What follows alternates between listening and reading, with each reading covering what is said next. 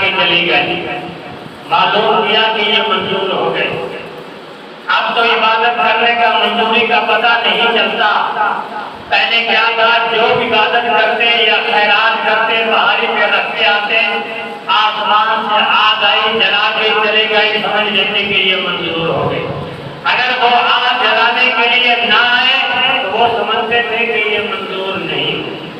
اس کے بعد پھر دوسری رات خواب آیا کہ ابراہیم یہ ان سے بھی پیاری چیز اللہ کے نام پہ دے۔ ابراہیم خلیل اللہ نے 100 اونٹ قربان کر دیا۔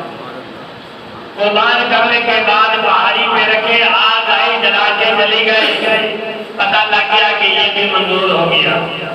پھر تیسری رات خواب آیا کہ ابراہیم اس سے بھی اعلیٰ چیز قربان کر، یہ دنیا کی چیز ہے، دھان اور دودھ جو ہے یہ سب چیزیں دنیا کی ہے، ہمیں اس سے بھی زیادہ جو پیاری ہے وہ میں ہمارے راستے میں قربان کر۔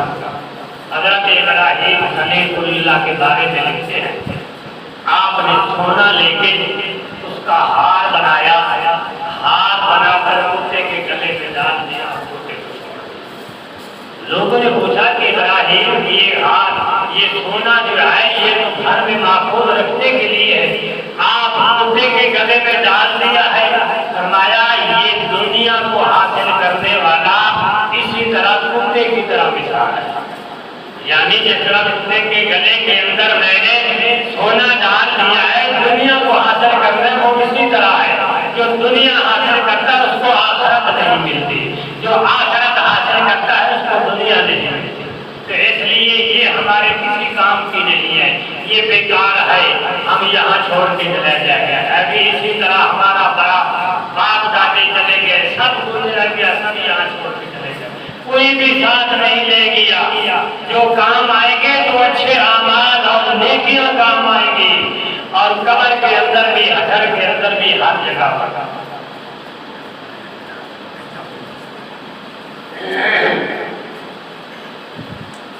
تو ابراہیم خلیل اللہ کو حکم ہوا کہ ابراہیم کے اس سے بھی اعلیٰ چیز کو قربان کر۔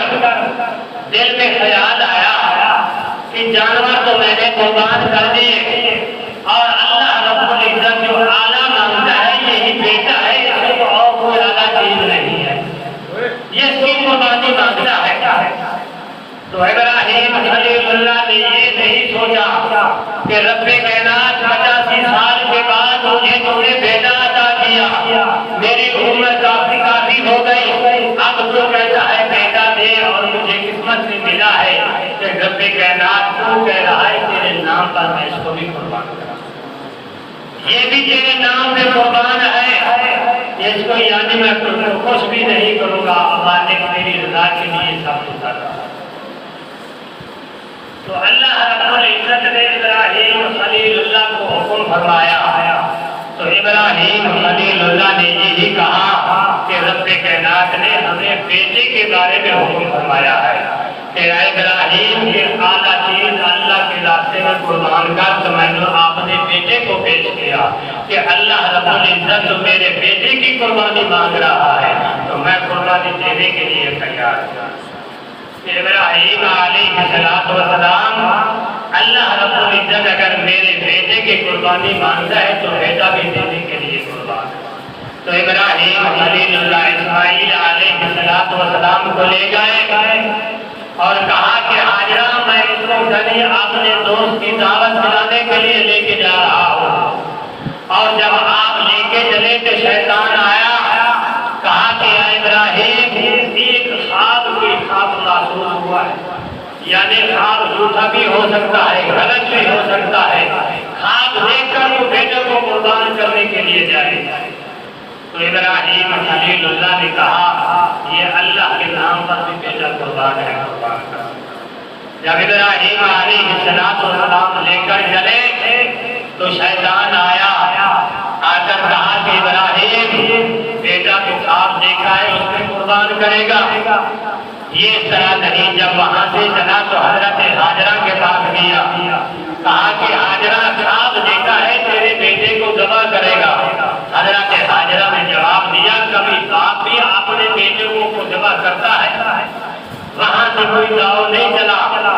پھر چلا گیا اسماعیل علیہ.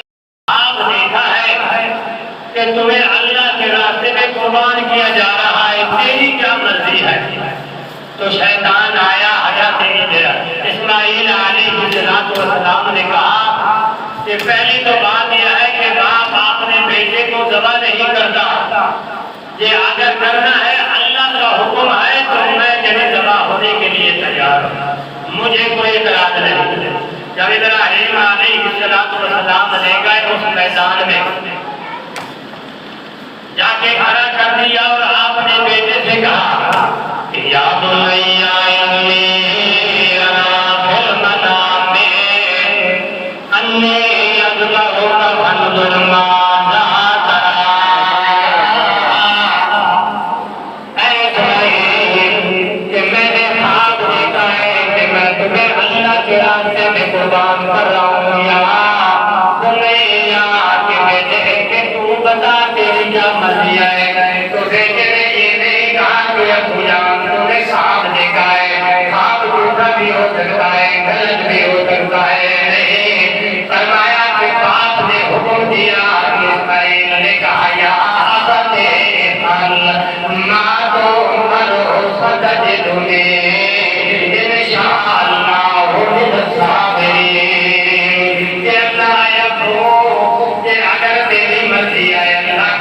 اسی طرح ہے کہ اگر میری قربانی ہونے سے تیری دعوت منظور ہو جاتی ہے تو مجھے کوئی اعتراض نہیں. یا افعل, یہ نہیں فرمایا کہ تو سوریا سے لحاظ کر, سوریا دیکھنے آ کر مجھے جمع کر. فرمایا کہ یا افعل, کہ جو چیز مل جائے مجھے ذبح کر دے. یہ نہ کہ میں ذبح ہونے کے لیے تیار ہو جاؤں, ذبح کرنے کے لیے میں تیار ہو جاؤ.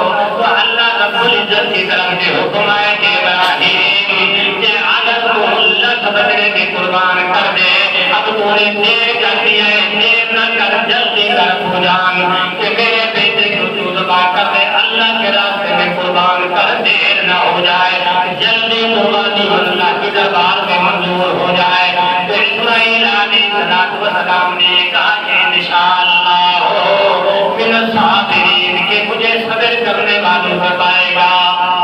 اسماعیل علیہ السلام نے کہا میں قربانی دینے کے لیے تیار ہوں. درود پاک پڑھیں.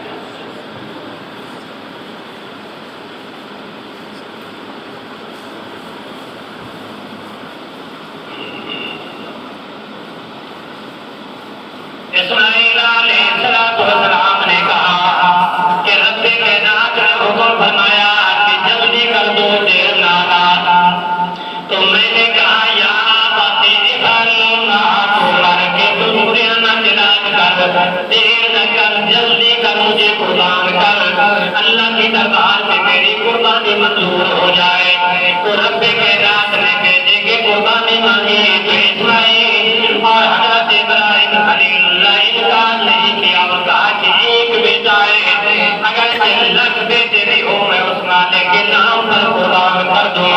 اس لیے رب کائنات نے فرمایا یہ قربانی میں اللہ کی دربار میں جلدی اس لیے منظور ہوتی ہے, یہ بیٹے کے بدلے میں جانور قربان کیا ہوا ہے کہ اللہ رب العزت کو جلدی قبول کر لیتا ہے.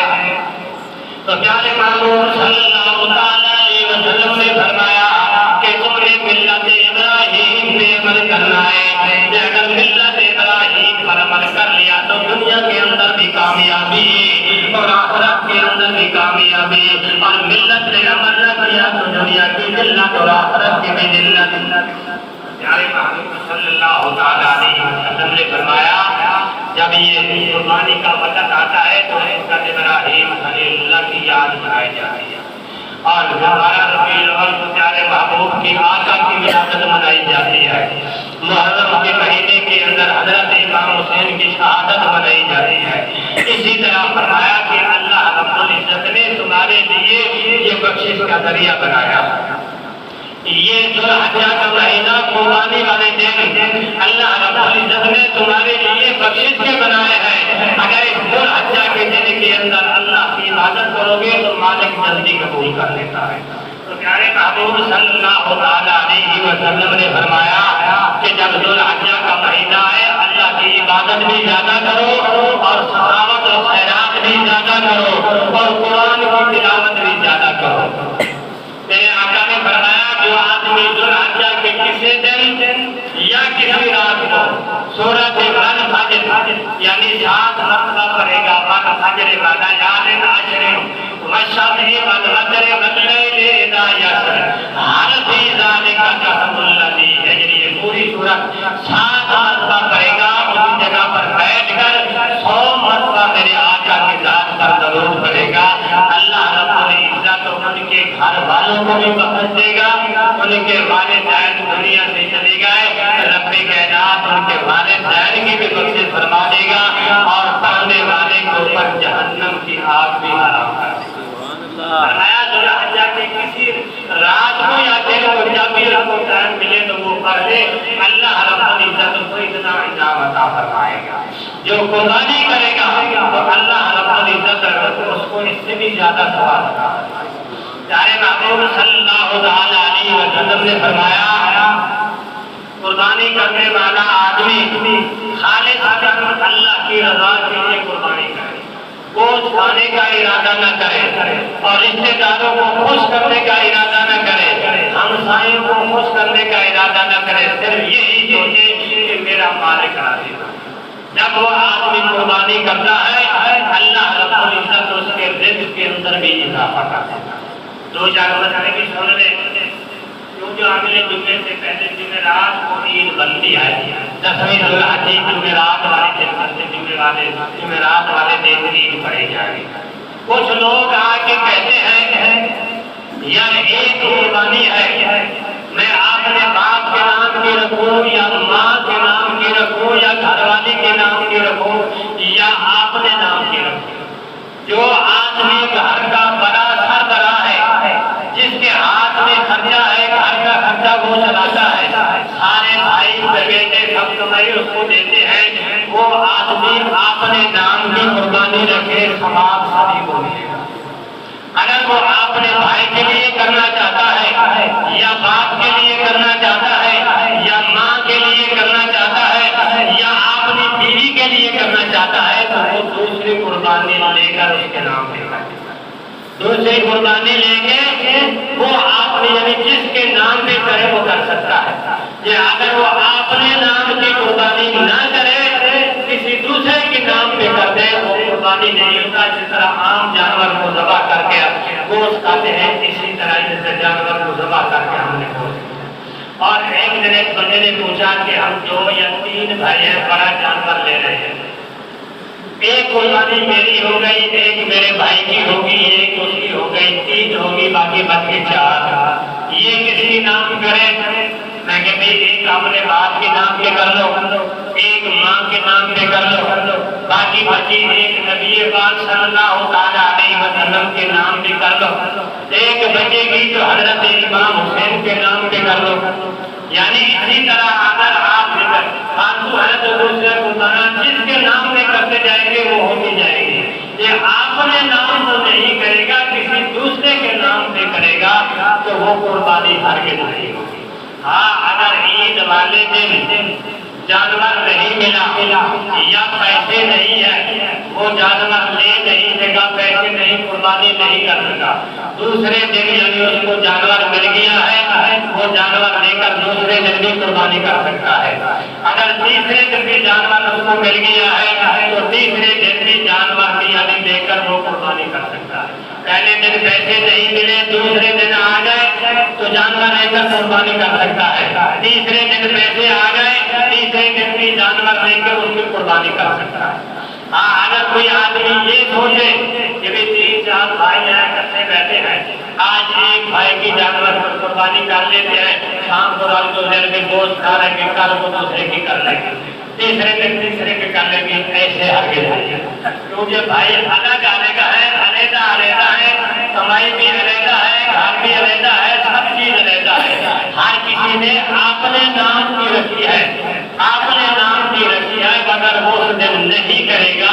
اس نظریے سے کھانے کے لیے تو آ جائے گا، بھائی کے گھر میں میں اپنی کل کر دوں گا، اس کی کل قربانی نہیں۔ اگر وہ کرنا چاہتا ہے 3 قربانیاں اس کی ہیں، ایک آج کر لے، دوسری دوسرے دن کر لے، تیسری تیسرے دن کر لے، اسی طرح تو وہ کر سکتا ہے۔ اگر یہ سوچ کر بھی دوسرے کے گھر کی ہے وہ کھا لیں گے، دوسرے دن یا تیسرے دن کر لیں گے، وہ اس کی قربانی نہیں ہوگی۔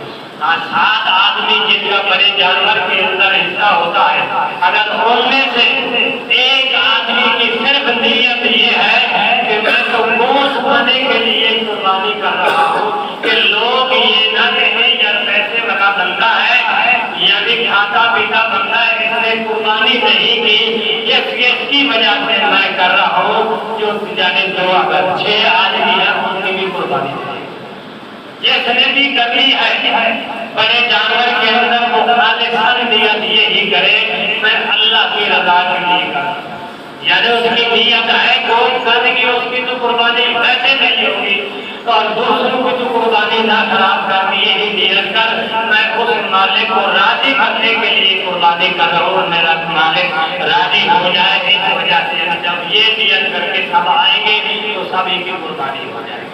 اور بہتر اور افضل طریقہ یہ ہے کہ جس وقت آپ جانور قربان کریں جس کے نام پر ہے وہ خود قربان کریں، جس کے نام پر ہے بہتر یہ ہے، افضل یہ ہے کہ وہ آپ خود اپنے ہاتھ سے قربانی کریں۔ اگر وہ نہیں قربانی کر سکتا کسی جانور کو آج تک نہیں قربانی، کچھ لوگ دیکھتے ہیں تو ان کا دماغ خراب ہو جاتا ہے یا کچھ ہو جاتا ہے، یعنی کوئی مجبوری ہوتی ہے اس کی، اگر وہ نہیں کرتا تو کوئی ضروری نہیں کہ وہ ضرور کرے۔ بہتر افضل طریقہ یہ، اگر دوسرے سے کروا لے تو کوئی حد نہیں۔ ہاں جو قربانی کرنے والا ہے، تکلیف دینے والا، اگر آپ سے وہ اجرت مانگتا ہے تو آپ اجرت اس کو دیں، اگر وہ نہیں لینا چاہتا ثواب کی خاطر وہ اس کی مرضی ہے، کیونکہ اس کو بھی قربانی کرنے کا ثواب ملے گا، کہ اگر وہ آپ سے اجرت لینا چاہتا ہے تو آپ اس کو اجرت دیں، یہ نہ سمجھے کہ یہ اپنا ہے یا بھائی ہے یا باپ ہے یا رشتے دار ہے، کوئی اجر کر بھی ہے، اس لیے ہر پیسے مانگ لیے بہت لوگ دیکھ کے ناراض ہو جاتے ہیں، جب قربانی کرنے تکلیف دینے کے لیے پیسے مانگی بھی، اگر اس کا حق بنتا ہے، اگر آپ کو اس نے قربانی کر دی ہے، تکلیف دے دیا، وہ اجرت مانگتا ہے تو آپ اس کو دیں، اگر نہیں دیں گے تو قربانی نہیں ہوگی۔ ایسے مسئلے جو ہیں آپ یہ یاد رکھیں، اور بہتر ہے کہ جس کی قربانی ہے آپ سے دور ہے تو اجازت دینا لازمی ہے، اگر اجازت نہیں ملی تو دوسرے لوگ اس کی اجازت کے بغیر وہ قربانی نہیں کر سکتے۔ بہتر یہی ہے کہ جب وہ جانور لے کے آتا ہے انہیں کو کہہ رہا ہے کہ اب میری طرف سے تمہیں اجازت ہے تو میں نہ آؤں یا نہ آؤں، میری طرف سے آپ نے قربانی کر لی میری طرف سے۔ آج کل تو وہ دور بھی نہیں ہے، موبائل سے ہے، گھر بیٹھے ہوئے فون کر دیتے ہیں، میری طرف سے اجازت ہے، اگر وہ اجازت نہ دے اس وقت تک آپ جانور کو تقسیم نہیں کر سکتے، اور جانور کو تقسیم کرنے کے بعد جب اس کا گوشت بھی بن جائے گا، کچھ لوگوں کو دیکھا بھی تھوڑا جا اچھا گوشت جو ہے وہ اٹھا کے کسی کو دے دیا یا گھر میں پکا لیا، جس کو ختم ملا کے بھی کھا لیں گے، نہیں اسی طرح نہیں، ہر چیز کے جس طرح تیل کے گوشت کے بنانے ہیں اسی طرح ہر چیز کے تیل کے بنانے ہیں، یہ نہیں کہ اچھی چیز آپ کھا لیں، جو ہلکی چیز ہے وہ اللہ کے نام میں دے۔ رب کائنات نے فرمایا کہ لن تنالوا البر حتی تنفقوا مما تحبون، کہ تمہاری آنکھیں دیکھ کر دل ٹھنڈا ہو جائے کہ اللہ کے نام پر یہ چیز دے جائے۔ فرمایا رب کائنات نے مما تحبون، کہ جو تمہیں پسند ہے میں اللہ کے نام پر ہوں۔ ایک حدیث کی بات یاد آ گئی، اللہ کے نام پہ لیتا گیا، کسی نے گلا ہوتا چاہ دیا، کسی نے گلا ہے مجھے، اس نے کہا کہ اچار دے کر خربوزہ دے دے، اس نے اچھا دے دیا، کہا رب کائنات دیکھ لے تیرے نام پہ یہ سڑا ہوا دیا ہے مسلمانوں نے، 4 میں یا 2 پیسے کا یہ پیسے والا یہ اچھا ملا، تیری قیمت یعنی مسلمانوں کے پاس یہ 4 سے بھی کم ہو گئی۔ اس حقیر کی بات اسی طرح ہے کہ ہم اللہ کے نام پر وہ چیز دیتے ہیں جو ہم سے بیکار ہوتی ہے، ہمارے کام کے لیے بھی کہتے ہیں اللہ کے نام سے کام دینا، حالانکہ نہیں۔ رب کائنات نے فرمایا مما تحبون، کہ جو چیز تمہیں پسند آ جائے، تمہارے آنکھیں دیکھ کر دل ٹھنڈا ہو جائے، اللہ کے نام پر قربان۔ اور فرمایا کہ نامی ذوالحجہ کو تسبیح پڑھنا ضروری ہے. اللہ اکبر اللہ اکبر لا الہ الا اللہ واللہ اکبر اللہ اکبر وللہ الحمد. ہر نماز کے بعد 9 ذو الحجہ کی صبح کی نماز سے لے کر اور 13 ذو الحجہ کی عصر تک مرد اور عورت پر یہ واجب ہے یہ بنیادی کلمے ضرور پڑھے. مرد جو ہے زور زور سے پڑھے, عورت جو ہے آہستہ پڑھے. اس لیے کہ رب کائنات نے عورت کی عزت کو محفوظ رکھنے کے لیے ہمارے دین کے اندر یعنی سڑکوں پہ روشنی ہوتی ہے. اس لیے کہ اگر تیری آواز نکلے تو بے حیا آدمی تیری آواز پہ عاشق نہ ہو جائے, تیرے پیچھے نہ پڑ جائے. اس لیے رب کائنات نے فرمایا عورت جو ہے آہستہ آہستہ اللہ کا تیر پڑے, مرد جو ہے زور سے پڑے. اس لیے کہ تیری عزت پامال نہ ہو جائے. ایسا تو پڑے گی کسی کو تیری آواز کسی کو سنائی نہیں دے گی, نہ وہ تیرے اوپر عاشق ہوگا. تو رب کائنات نے عورت کی اتنی عزت رکھی ہے کہ آواز بھی زور کی نہ کرے. ہمارے سے بازاروں میں کھڑے ہو کر دوپٹے ساتھ پکڑ کے یعنی کھوجوں کی طرح ناچ رہی ہے, گدوں کی طرح ناچ رہی ہے. ہم مسلمان دیکھ کر خوش ہو رہے ہیں کہ فلاں جو ہے وہ بڑی اچھی نچتی ہے. دعویٰ ہمارا مسلمانوں کا ہے. اللہ رب العزت کرتا ہے کہ تیری عزت محفوظ رہے. رب کائنات کو ہمارے عزتوں کو محفوظ کرنے کا حکم دے رہا ہے. ہم اپنے ہاتھ سے اپنے عزتوں کو یعنی بازاروں میں پھینک کے آتے ہیں, بازاروں میں گھوم رہے ہیں. ہم دعا کرتے ہیں اللہ تبارک و تعالی